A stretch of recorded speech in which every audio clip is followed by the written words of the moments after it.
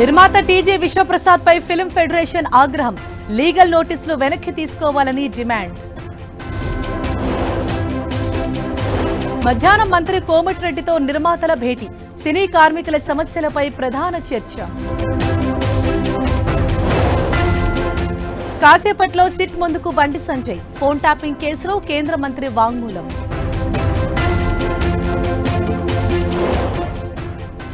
కమలంగూటికి గువ్వల బాలరాజు. ఎల్లుండి రామచంద్రరావు సమక్షంలో చేరిక.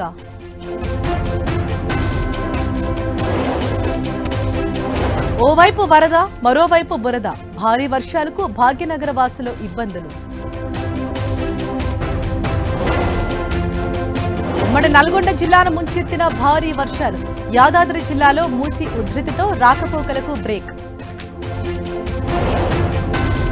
తెలుగు రాష్ట్రాల్లో మరో 2 రోజులు వానలే వానలు. తెలంగాణలో పలు జిల్లాలకు ఎల్లో అలర్ట్.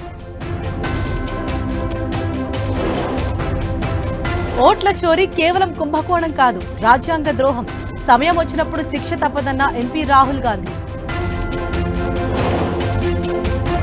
నేడు బీహార్లో అమిత్ షా పర్యటన. జానకి ఆలయానికి హోంమంత్రి శంకుస్థాపన.